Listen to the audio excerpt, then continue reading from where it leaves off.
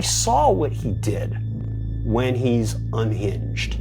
We saw what he did when he was half unhinged. We've seen what his personality traits are like, what his morals are like, has none, what his respect for the Constitution that he suggests should be suspended is. We've seen all this already. He's told us. We saw what happened on Capitol Hill. I mean, there are just so many data points here. It would be absolutely shocking if something bad did not occur. Hello, everyone, and welcome to George Conway Explains It All. To Sarah, I'm Sarah Longwell, publisher of the Bulwark, and because I'm not a lawyer, I've asked my good friend George Conway from the Society for the Rule of Law to explain the legal news to me. George, last podcast before the election, how you feeling? I'm feeling great. Are you feeling great? Yeah, no, I feel good. I think I'm reasonably of the belief that she's going to win. I'm not, I can't say that to a moral certainty, but I'm fairly high. I think it's a fairly high probability. I heard somebody, or maybe I saw it on Twitter, that somebody was characterizing their feeling as being nauseously optimistic. And I was like, that's me. I'm nauseously optimistic. Well, I don't disagree with, we've had this discussion. I don't disagree with you. Your analysis seems correct to me. I'm just less nauseously optimistic. I'm just optimistic. I don't feel any more nauseous about him than I had felt for the last several years. Maybe I'm just a little bit fatalistic in that regard. Because I have no illusions, as you know, about how bad this will be for the country if he's elected. But if that's what people choose, well, then we'll have to deal with it. And, I hate to be right, but we're going to be right. So I do not hate to be right on the idea that Kamala Harris is going to win this thing, because I'm talking about. I hate to be right on how bad it will be if she doesn't. But I don't. I would feel bad and nauseous if I hadn't tried to do anything about it.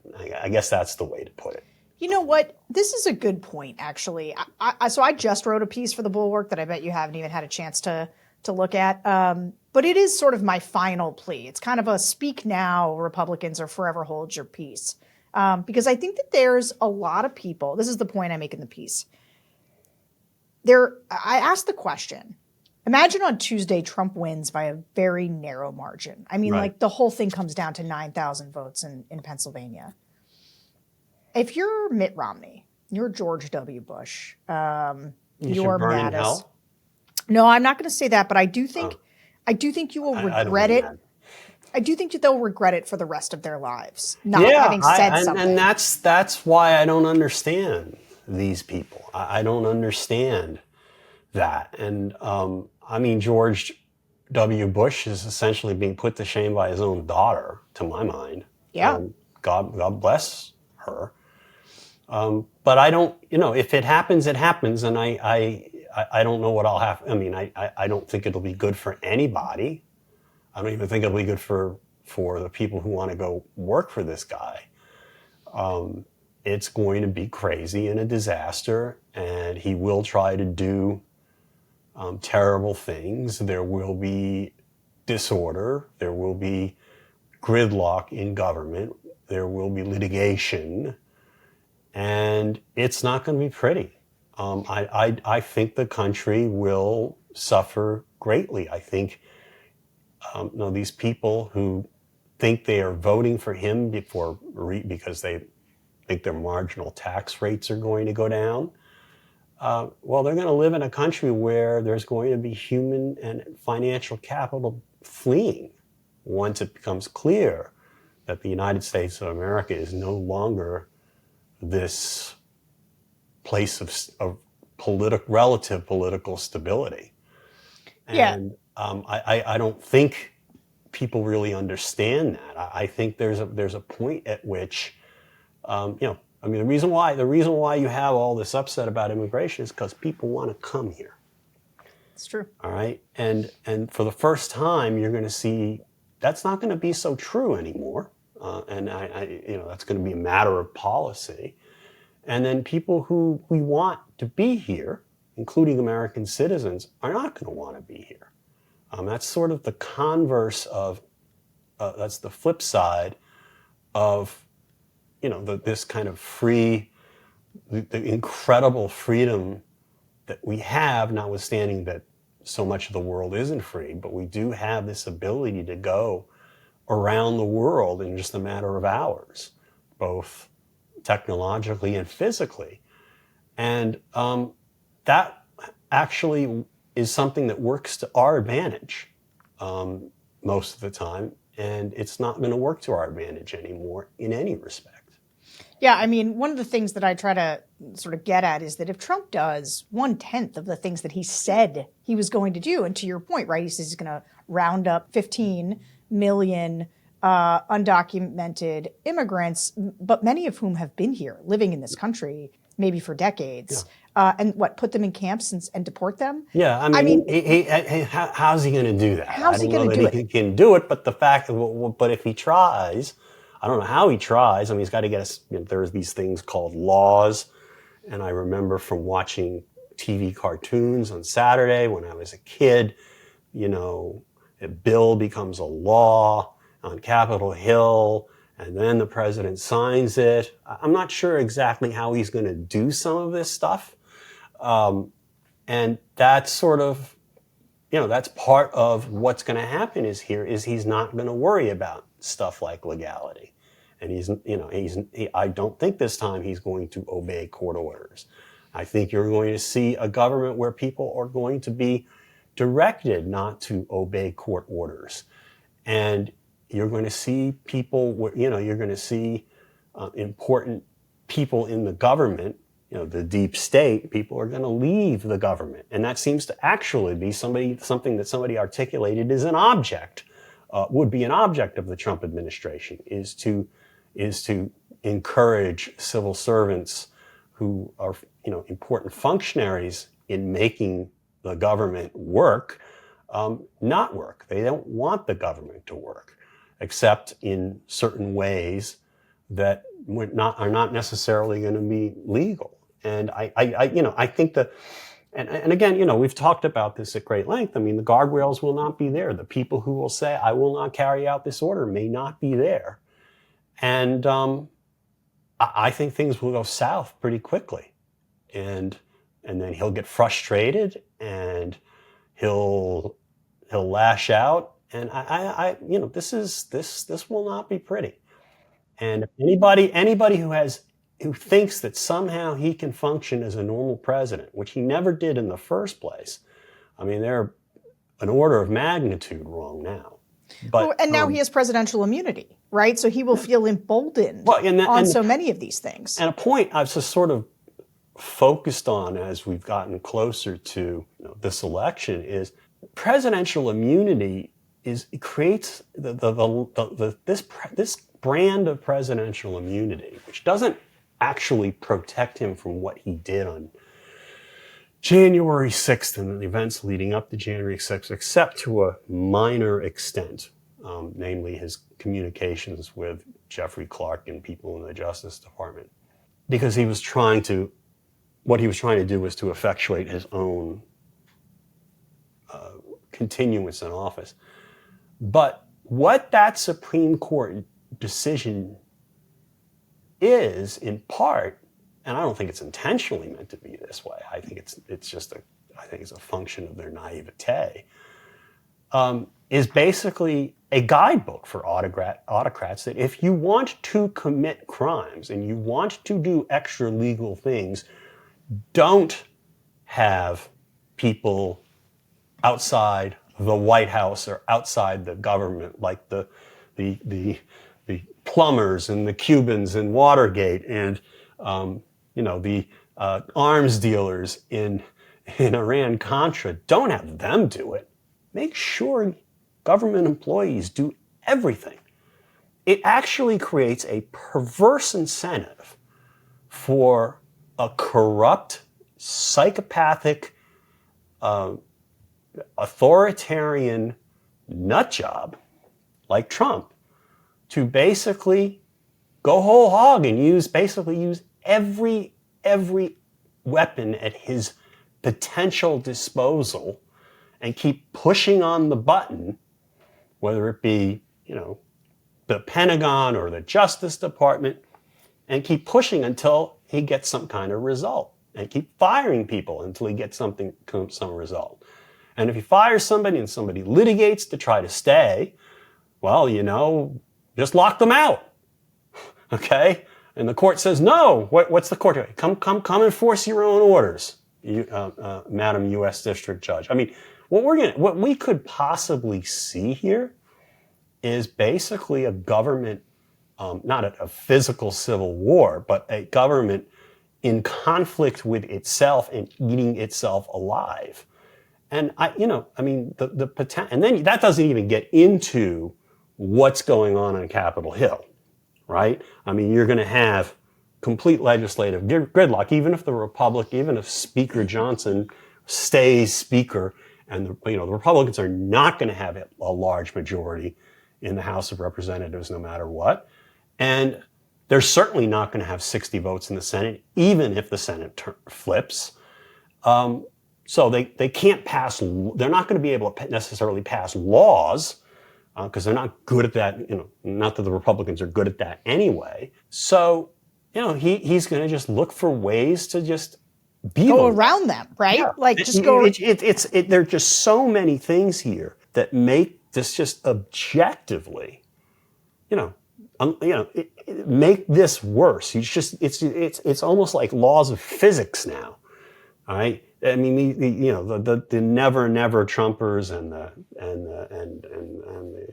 the Jeff Bezos is probably of the world. I'm just, the people who don't really, who choose not to understand this or simply do not understand this because they are political naifs and know nothing about history or care to ignore it. They view all of this as apocalyptic madness of people who are obsessed with Trump, and but we've watched this man for 7 years, and we saw what he did when he's unhinged.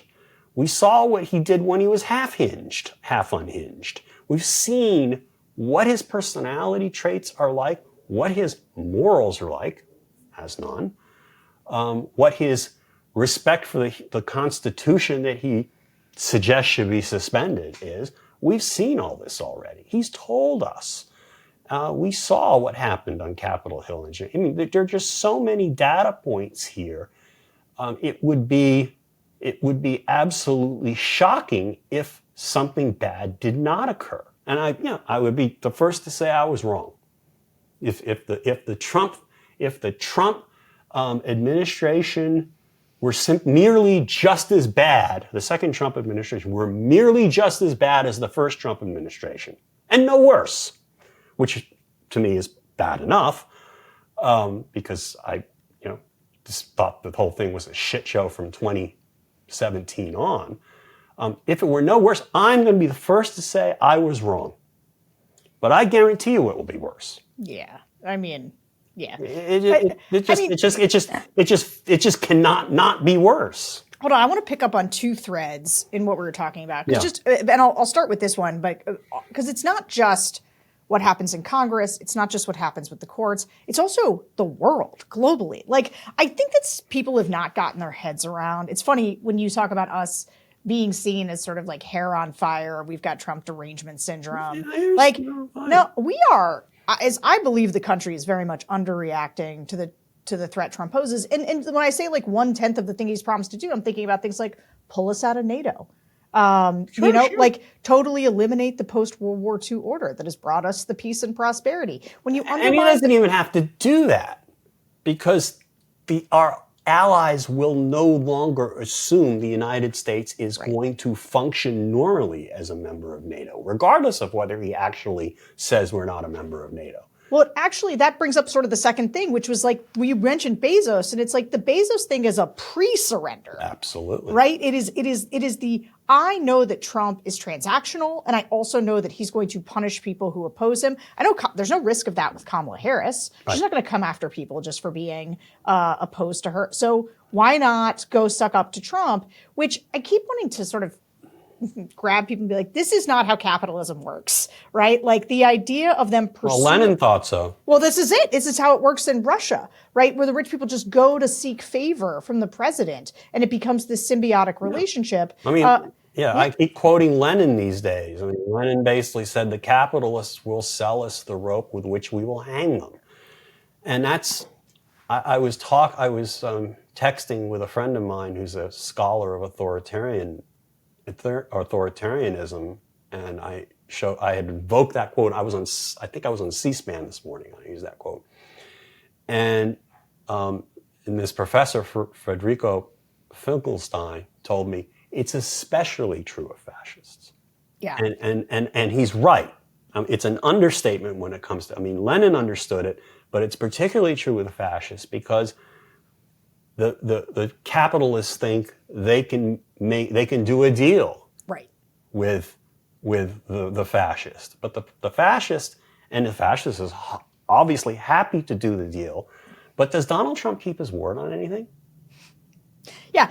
Who's going to tell him? Hey, dude, you got to keep up your end of the bargain. Oh, and it's not like he just makes. He won't just make one ask. German industrialists who played along in 1933. Right, and if you think the first ask is the only ask, right, you're wrong. If you think like, oh, we just do this to placate him once and like that's the end of it, no. He will come to you again and again. He will bleed you dry. The Bezos thing really does have me heated up because it is the soft pressure, right? It's not, Donald Trump didn't have to like actively threaten him, although he has in the past actively threatened him. People just have to know that Trump is retributive, that he will come after them. And so they, like I said, they pre-surrender. Yeah, and we saw a little about this stuff happening during the first Trump administration, but nothing like this. It was more inside the government.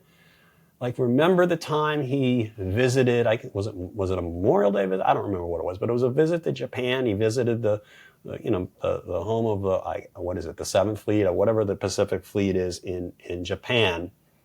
And he did not say, I don't want to see the USS John McCain. But the White House military office and people at the Pentagon figured out that Donald Trump would be mad if he saw something, the sign, people wearing USS John McCain hats or anything indicative of the presence of a naval ship named after John McCain's father and grandfather. And so what do they do? They hid the ship. They hid a frickin' destroyer. Yeah. Right? Because they wanted to please him and not anger him. And a lot of what other people in the government like there was an example escapes my mind, but Barr used to do that. Okay, they all used to. It's like we don't want him mad at us, so let's start. We start doing things we know he will like. Yeah, and it's never enough, right? As you say. How do we manage the Mad King George? Right. No offense to people named George. No. Okay. Our first sponsor today and support for this episode comes from Hexclad. Revolutionize your cooking experience with Hexclad cookware, where innovation meets culinary excellence. Hexclad cookware is designed to simplify your time in the kitchen while adding a touch of elegance to every meal. Hexclad has changed the cookware industry with an all-in-one hybrid pan that gives you the convenience and cleanup of non-stick, the versatility of your grandma's cast iron, and the durability to last a lifetime. Really? Hexclad cookware has a lifetime warranty. Whether you're grilling in the backyard or hosting a decadent dinner party, Hexclad has you covered with unbeatable performance and style. Even the great Gordon Ramsay, known to many as a tough critic, only trusts Hexclad pots and pans in both his home and in all of his Michelin star restaurants. If it's good enough for Gordon, we think you're going to be satisfied too. Their 6-piece set features 3 of the most popular pans with an accompanying lid that can handle all of my family's pan cooking needs. Metal utensils safe dishwasher safe and oven safe up to 500 degrees. And they even have a stay cool handle, so I know I won't burn my hands by accident, which, by the way, is my favorite part of these pots and pans because I burn my hand all the time. I'm a lousy cook. Microwaves don't do that, you know. Well, I don't, I like put something in the microwave and then I forget about it. Well, you did. Come back later. I just reheat things 3 times. I'm the worst in the kitchen. But the Hexclad pans with the handle doesn't get hot has been the real game changer for me. Now, Hexclad's elegant design and durable construction make it the perfect choice for entertaining all summer long. Impress your guests with beautifully prepared dishes that look as good as they taste. For a limited time only, our listeners get 10% off your order with our exclusive link. Just head to hexclad.com/AskGeorge. Support our show and check them out at hexclad.com/AskGeorge. Bon appetit. Let's eat with Hexclad's revolutionary cookware. Elevate your cooking game to new heights with Hexclad. Why am I feeling very hungry now? I know, right? I know. They're good stuff. I like them. They sent me a bunch of stuff and it was cool. So I want to talk just a little bit, it happened last night. Kamala's final speech or closing arguments. We've got closing arguments now from both candidates. Donald Trump gave his, not without some, light comedic insulting of Puerto Rico. Stephen Miller said, America is for Americans, which I want him to say to Elon's face and Melania's face. These guys, I swear to God, these guys, so many insane things at his rally. Wasn't a great closing argument for him because that Puerto Rican thing caused a real stir, real problem for him. But her last night, I don't know if you caught her. She was something else. Did you see it? I saw excerpts of it. I couldn't watch it live because I was standing for 2 hours on 17th Street trying to get in. Oh, you were trying to get in. Yeah, it was 75,000 people. You couldn't get in. Well, the 75,000 people inside, there had to be at least 20 or 30,000, I'm just guessing, outside. Because it was basically backed up 17th Street from the half point of the ellipse by where the American Red Cross, I think, is. And, six astride of people all the way across Constitution Avenue into the mall. And then people realized that they weren't going to get in, so they started flooding the area at the base of the Washington Monument, and then I later saw photographs that basically the 15th Street looked the same way. I mean, this was. I would not be surprised if 100 or 120,000 people were basically in a few block radius of there. Many of them trying to get in, and I signed up for. Because I know people who raised money for the campaign. I gave to the campaign. I got the Friends and Family link, the DNC Friends and Family link, which served no useful purpose. Got you nothing. Okay? You got nothing for it. I gave $929,600 to the Harris Victory Fund, and I'm standing out there, and I think, and it was great. I was never ever happier. That's how democracy is supposed to work. I was entitled to go into in my entire life. It was like, this is great. Mm-hmm. They picked too small a venue, and it's really just remarkable. I mean, people came from all around to go there, and it was pretty amazing. And then there was some guy out there on 17th Street yelling about how everyone should repent and how fornication was bad. And I'd said, you're right, nobody should pay off a porn star. And he didn't like that. Yeah, it's always tough when you confront people with the truth. Well, I'll tell you, I was doing the Bulwark live stream for members only. We did like a pregame, and then I watched it and ended up just staying afterwards with all of our people because I was so pumped up. I wanted to talk about what I had just seen because I'll tell you, the contrast in their closing arguments could not have been clearer. And she made the contrast. I think going to the ellipse was very smart. I think there were some people who questioned it, but I thought it was very smart. She got several days of coverage reminding people about January 6th, and she was able to stand up there. She looked just optically, and I don't mean she looked terrific I think she looked like cinematically terrific, like a person who was already looked presidential, already looked in command of the country. No, it was visually and substantively perfect. And I felt, as soon as I heard, that was when I first heard they were going to have the closing rally in Washington, and then I saw it was on the ellipse, it's like, oh, I know what these guys are up to. And whoever came up with that was just a stroke of genius, and it was great. And the fact that you basically, it was much, much more crowded than it was on January 6th. And not just because, people like me were left outside because we didn't go out. We didn't want to bring our AR-15s in through the magnetometers, okay? Oh, were there magnetometers? No, there were magnetometers. Yeah. There were magnetometers. You could not go. There's that fencing that we saw 4 years ago that's up around the ellipse, and you can't get into basically the rectangle around the ellipse without going through a gate in that temporary but very, very secure fencing. And and everybody had to go through the metal detectors. I just cannot.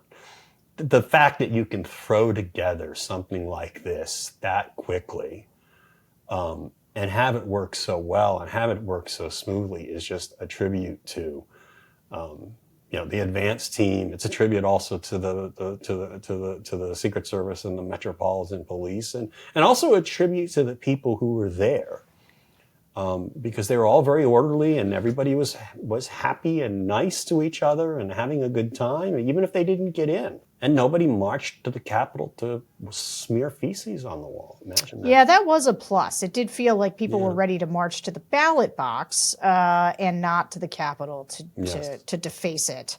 Hey, I want to talk to you a little bit. We're gonna switch gears. I think that we're headed into, one of the things we're talking about a lot, like our friend Ian Bassin, and Amanda Carpenter. There's a lot of people kind of warning about what's coming. On the legal side, after this election, what do you, so Don Ayer, who, is one of our friends, he actually wrote a piece in the Bulwark. He and a few other prominent lawyers, they wrote a piece, and their thesis was this: the pre-election public record is full of clues, flashing red lights, really, that Donald Trump is preparing to try to steal the votes again if he loses. The Justice Department should be investigating it now. Now, I don't know what you think about that thesis, about kind of trying to do something about the fact that Donald Trump is preparing the predicate to say that the election was stolen again. But I think of us as a legal podcast, we are about to just get hit with a flood, or the American court system. I suspect, unless Kamala Harris beats him resoundingly, we're just going to end up in this place where there's going to be a lot of legal challenges. So I don't know whether you want to comment on Don's piece specifically, but broadly speaking, what do you think we're headed into in terms of the legal environment over the next couple of weeks? I think we're going to see a lot of frivolous litigation like we saw 4 years ago. And I think virtually all of it is going to lose, just as it did 4 years ago. There's no reason why they should do any better in court with the kinds of arguments, unless there's something happened. Unless there's something legitimate that happened in a particular state, and unless that was sufficient to make a difference in the electoral college vote. It's impossible to really accomplish anything legally through the courts. So I'm not sure what they're going to try to do, but they're going to try to do something. And, whether or not it's illegal is going to depend on what it is they do. I think I have a friend, Melissa Moss, who helped establish this organization called the 65 Project, which made bar complaints against all of the lawyers who engaged in the egregious activity of just lying to courts and submitting pleadings and documents without factual basis. And so many of them have been disbarred or suspended. And they are also taking out ads in various states, I think in the swing states, basically saying, lawyers, look at what happened to these people. Don't let this happen to you this time. So I think there's going to be a big deterrent effect there. I don't know whether they're going to be able to mount, the kinds of frivolous challenges that they were able to last time. Now that doesn't mean that the RNC isn't trying to do things to push the envelope already. They are trying to do things. They're all making all sorts of technical arguments in various places to basically throw out ballots that haven't been cast or counted yet. They've brought these frivolous litigations to basically say that people who don't live in the United States can't vote, even if they're American citizens, and that was struck down by that argument was rejected by at least one court. And they've been doing things like in Pennsylvania, they had a whole series of cases which I think they basically lost. There may be one still left. I haven't gotten fully up to speed yet, but if this starts to matter, I'm going to start getting up to speed because, it's something I should get up to speed on.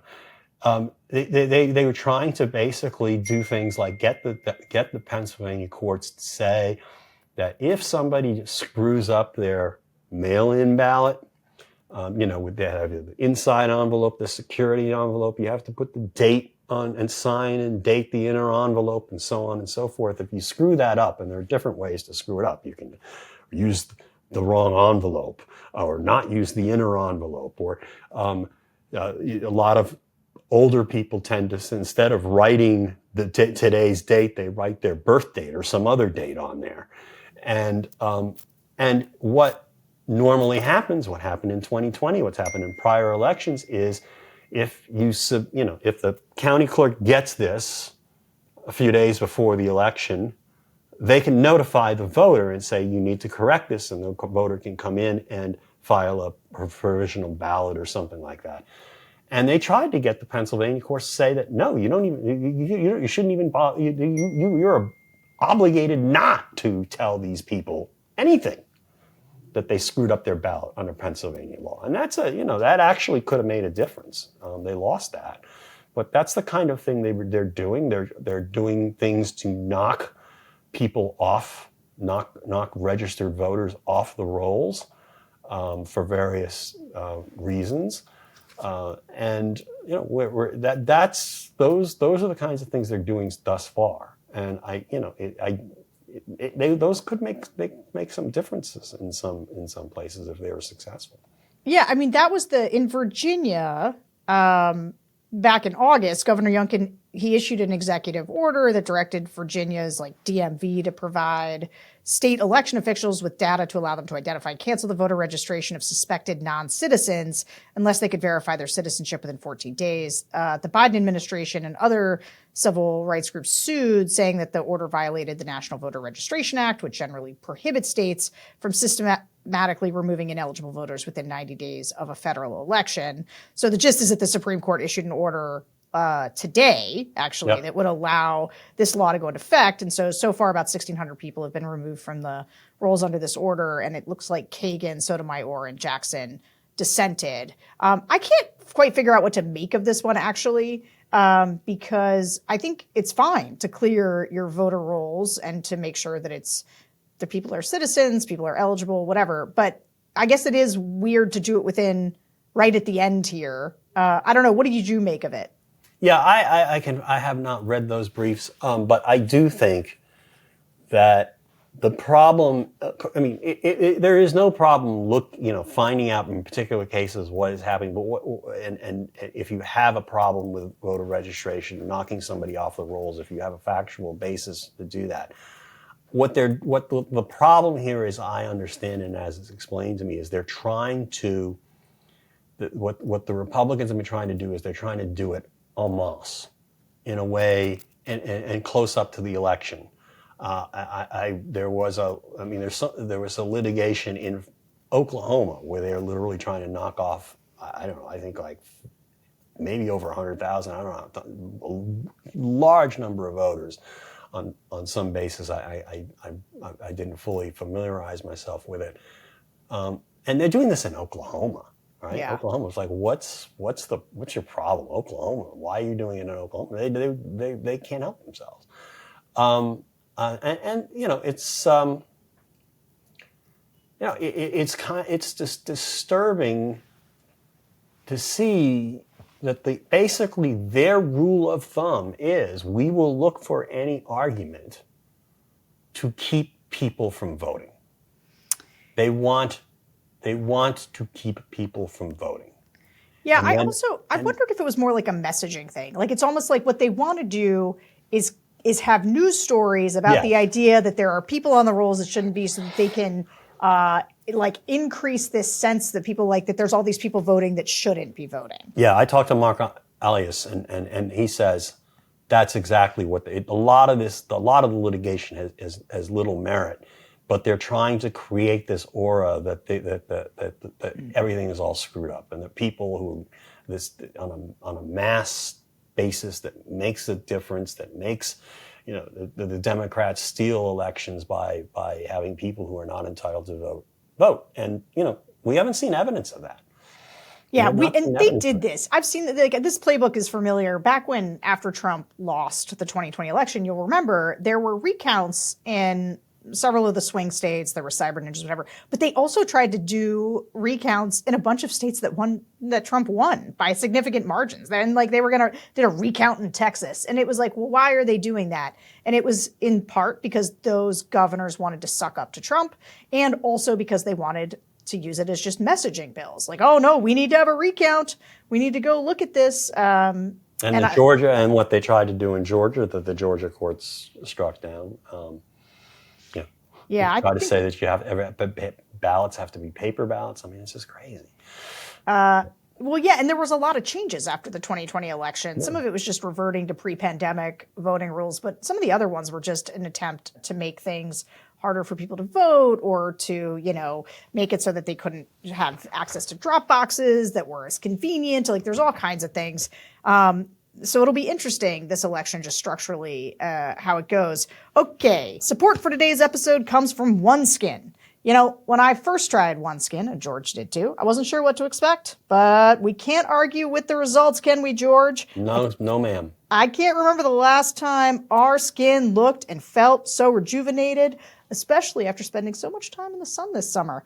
OneSkin's proprietary OS1 peptide is the first ingredient proven to switch off the damaged senescent cells that cause lines, wrinkles, and thin, crepey skin. I always think that's going to be creepy if skin, Donald but it's Trump creepy. used OneSkin, he wouldn't need this orange crap that he puts on his face, I think. Man, boy, is he going heavy with the orange stuff right now. Free from over 1,500 chemicals and preservatives that can make skin red, irritated, or itchy, their products are certified safe for sensitive skin. Dermatologist tested and approved by independent testing platforms like SkinSafe. OneSkin's multi-purpose products prove you don't need a complicated routine to achieve healthier skin. The cleanser and topical supplements can all be used with other products or treatments and easily fit into your current skincare routine. I just keep mine right by the desk. I do it throughout the day. I just put it, below my eyes. I re-moisturize my skin. It helps me since right now my sleep is not great as this election approaches. So anything I can do to reduce these bags under my eyes is super helpful. But I bet you can't. Yeah, you have the eye stuff. There's a specific one for the eyes, right? I know. I sit. It's right here. I do. I keep it right by my desk. Yeah. It's right next to me. Yeah. OneSkin is the world's first skin longevity company. By focusing on the cellular aspects of aging, OneSkin keeps your skin looking and acting younger for longer. For a limited time, you can try OneSkin with 15% off using code AskGeorge at oneskin.co. That's 15% off oneskin.co with code AskGeorge. After you purchase, they'll ask you where you heard about them. Please support this show and tell them we sent you. Give your skin the scientifically proven, gentle care it deserves with OneSkin. Nicely done. All right, George. Last question. Last topic, I guess. We're going, it's the last time you and I are going to not talk, because we'll talk, but it's our last podcast before this election. Before this election, yeah. It's really amazing that we're really finally there. We're here. Obviously, I wish that the American people had gotten to hear more litigation around the January 6th issue, the documents being stored in bathrooms, the 11,000 votes that Trump was trying to get Brad Raffensperger to dig up for him in Georgia. But, I do wonder, Trump seems to be on his back foot at the close here, which is, I think that is, you and I have both felt we feel good about Kamala's closing argument. We feel good that Trump kind of face planted at his big Madison Square Garden rally. He's been having to do some cleanup going on. This is where actually I saw him looking really, really orange and weird. So he went on Hannity, which is where he goes, his safe space, when he's got to do, some cleanup. And he's like, I don't know who this comedian is. He wasn't vetted. I don't know anything about him, right? He's just trying to distance himself. But you were married to one of Trump's top strategists. And I guess I wonder, what do you think the advice is he's getting right now? Because I will say, one of the things that they had him do going into 2020 and 2016 that was smart is they were like, you shut up now. They were like, they kept him on a prompter and they were like, stop it. But they've been running a masks off campaign this time around. That's how he won in 2016. I mean, as you recall, Paul Manafort, in his spare time when he wasn't providing information to Oleg Deripaska, was running the Trump campaign from the headquarters in the Hamptons. Remember that? Mm-hmm. And he was just mailing it in. I think. I mean, it was a very strange campaign, and he had the candidate going to very odd places like Texas and California, and not really focused on the electoral map. And what happened when my ex-wife became campaign manager is that he started going to swing states and doing rallies in swing states. And one of the things that made him happy was to do rallies. He was not happy. He wasn't a happy camper. And my ex tells the story about how, well, what can we do to make you happy? And he basically said, I want to do rallies because because it's about him and he's the center of attention. So that made him happier, but somehow she got him to read off a prompter.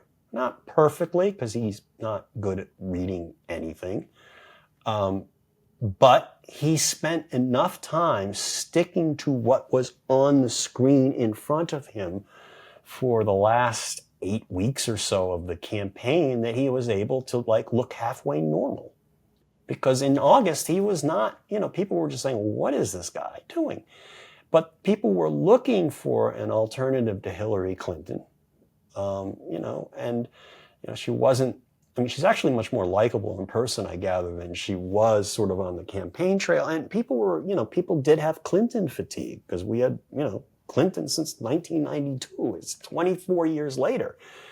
And so a lot of people were looking, not necessarily just Republicans, but a lot of people were looking for a reason not, for something new and different. And he was new and different. And by getting him to read the prompter and stick to a message, let's leave aside James Comey, he helped a little too.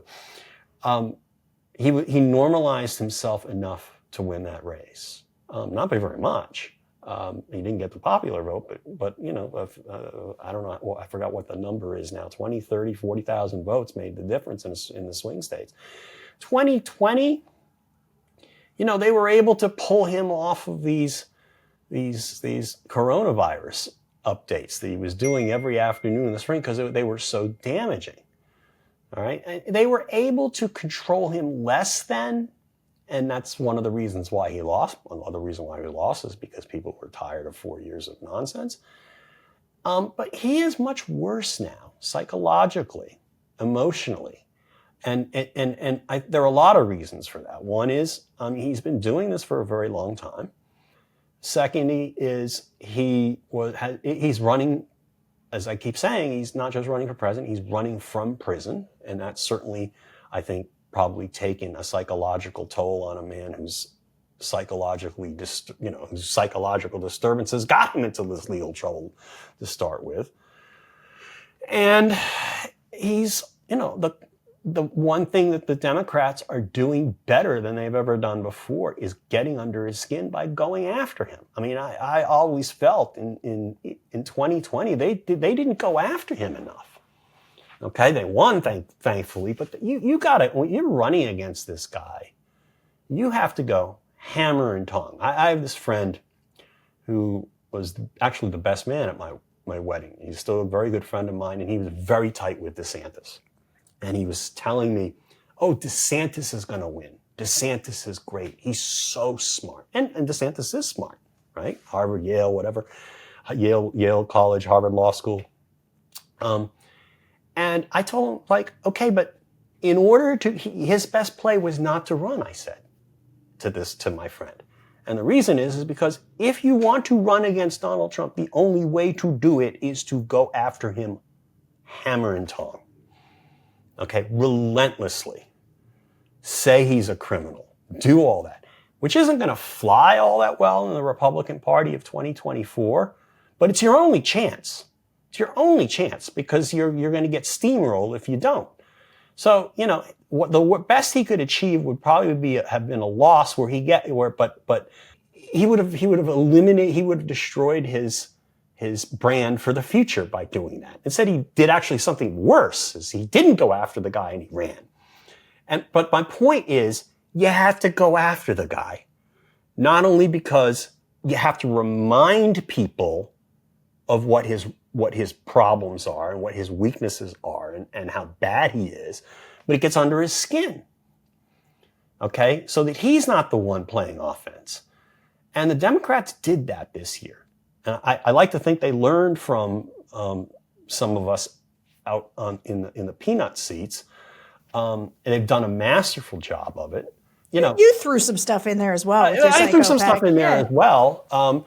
And my point is that he's because of all that, all of those factors, he is less capable than ever, and he never was good at it, at being disciplined, at message discipline, at doing the things. Like if you could implant somebody in his brain to take it over for a few weeks before the campaign and make him robotically read from a teleprompter and say the things he should be saying and not spend 3 hours on the Joe Rogan show talking about wanting to be a whale psychiatrist or all the crazy things he said, and not talk about Hannibal Lecter and basically stick to kitchen table issues, stick to immigration, even though, a lot of what they say is lies, but just stick to the standard playbook and the lies. He would have had a chance. He still has a chance. But he's not capable of doing that. And he's been getting advice. He's been getting advice about various things. And then he says, well, they tell me to do, instead of just taking the advice, he says, well, they're telling me that I should do this and I should do that. I don't know. Should I do that? It's weird. And I honestly think that, I have this theory, and I haven't asked my ex about it, but there was a point where I think she made a trip to Florida at some point. I'm not sure, like a quick trip to Florida. And like 2 days later, he starts talking about, I'm your protector to women. Okay. And it's like, no, that's not what you were I'm just guessing. That's not what you were told to say. You were told that women voters like a strong president and who, because they want that man to be the protector. Okay? You don't say that. Okay? But he can't help himself. He can't do it. His brain is fried. He can't follow suggestions or directions. And if people keep nagging him about stuff, he gets annoyed with it. Okay? And that happened in the White House too.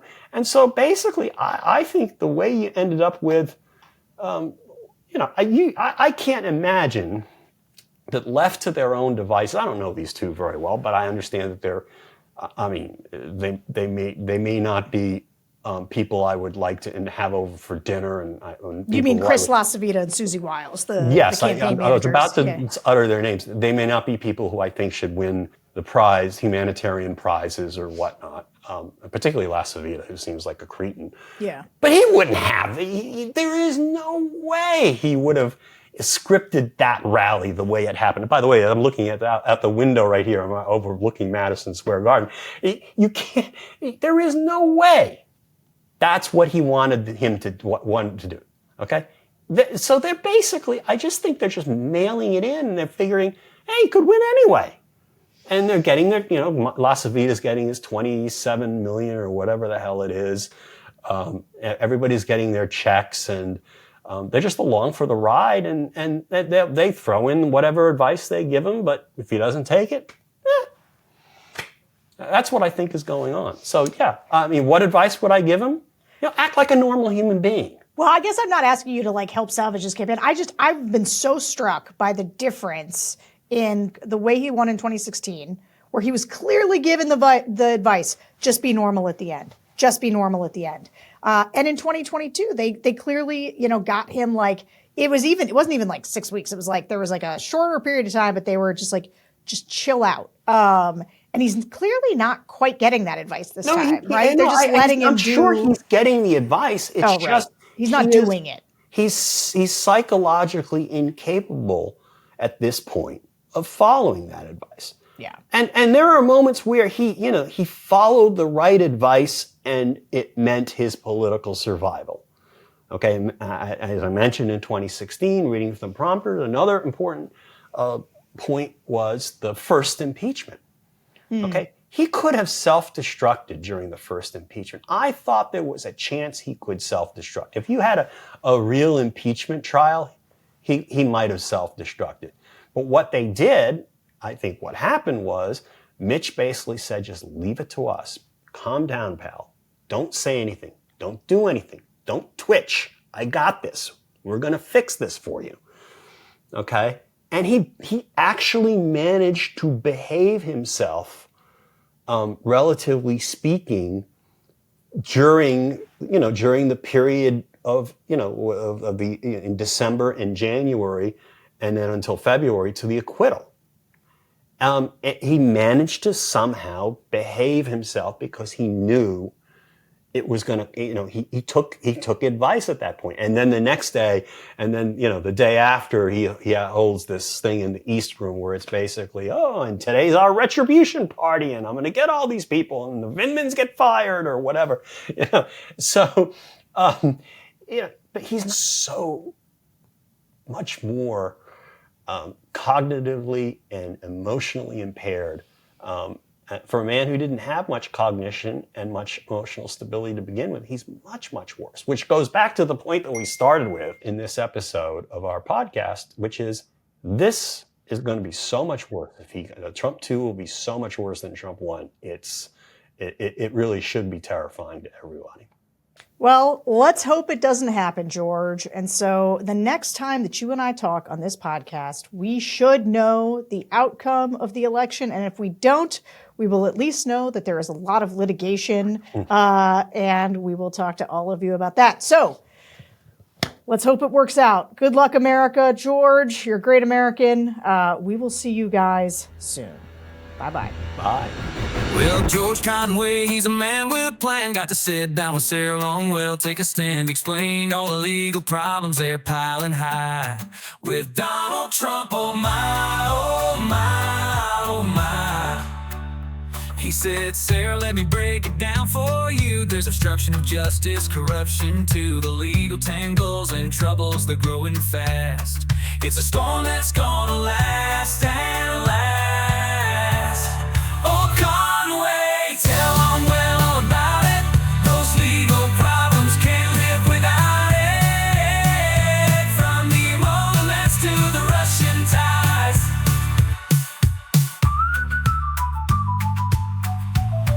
Oh, Sarah, listen close.